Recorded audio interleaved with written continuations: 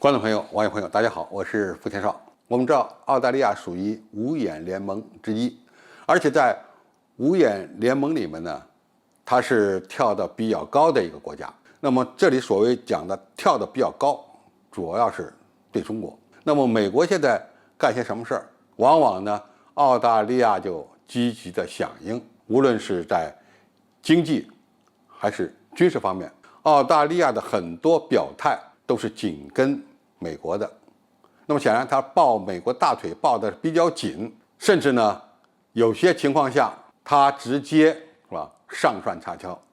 挑起事端。但是澳大利亚当局呢，有些人也想到了，那么一旦和美国跟得太紧，比如说介入台海事务，甚至是直接用武力介入南海和台海事务，那么他可能会遭到相应的反击。因此澳大利亚的某些政客就在逼美国表态，一旦澳大利亚本土遭到东风快递的打击，美国必须报复中国，这是他们的一个观点。那么这个观点怎么来的呢？澳大利亚前国防部副部长迪布在《澳洲人报》发表了一篇评述文章，这篇文章称美国必须态度明确，盟国遭到反击就必须反击。这篇文章首先指出中国一些媒体人的观点，如果澳洲支持美国协防台海，那么中国大陆将会对澳洲实施报复性惩罚，包括对澳洲本土的军事设施以及相关的一些重要设施发动远程打击。迪布表示呢，值得注意的是，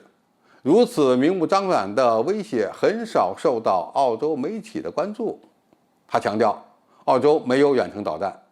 对中国攻打澳洲时，澳洲是难以还击的。因此呢，他认为面对中国的导弹威胁，澳大利亚必须要获得美国的清楚表态，即美国必须宣示，一旦美军在亚太地区最紧密的盟友遭到袭击，那么美国就会立即向中国领土发动反击。澳大利亚前国防部副部长的这个发言表明呢，澳方对中国导弹威胁的无奈，甚至要求美国必须对澳大利亚做出明确的保证。什么保证呢？就是一旦他遭袭，就必须报复中国。澳大利亚没有能力报复中国，那么美国你必须用你的武器来报复中国。那么我们中国一些媒体人现在的这些言论是吧，虽然说的比较强硬、比较明确，但是并非没有道理。因为美国的某些盟国，像澳大利亚或者日本，在台海有事儿的时候，在台海发生冲突的时候，如果要武力介入，那么帮助美军武力介入的这些基地，必然会成为军事打击的目标，这是毫无疑问的。因为台海问题是中国的内政问题，外国人干涉，那必然是侵略行为。那么这样的侵略行为，我们必然会反击。反击的定点包括美军在亚太地区的各个军事基地，因为他们往往从这些基地对中国的相应目标发动攻击。那么我们要减少损失，肯定会要把这些军事基地灭掉。那如果澳大利亚的军队敢用武力干涉台海问题，那么中国当然有权对澳大利亚本土进行相应的打击，这里面包括导弹打击以及其他方式的打击。而迪布的观点认为呢，澳大利亚军队可以介入台海，但是中国不能报复澳大利亚。这是什么逻辑啊？他的意思是，澳大利亚的军队可以跟随美军介入台海事务，但是中国不能报复澳大利亚，否则美国你就必须用导弹来打击中国本土。他的观点的奇葩之处就在于，澳大利亚想随着美军来干涉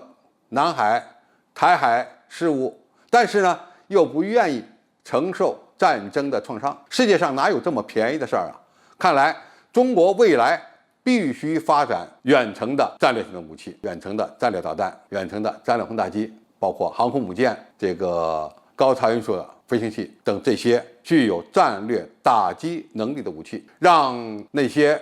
离我们中国大陆很远的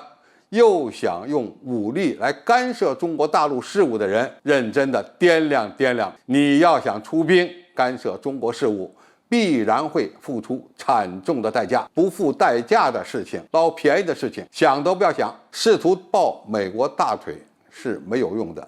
美国不可能为这些附中国火中取栗。那么在这样的一个前景下，澳大利亚政府、澳大利亚的军方何去何从，做出什么样的决策和行动，这个你必须动脑子认真考虑考虑，否则必将会在未来的事态中必将会付出比美国还要大的代价。好，今天介绍就到这里，谢谢大家收看，感兴趣的朋友我们可以在下面的留言区留言交流讨论，我们下期再见。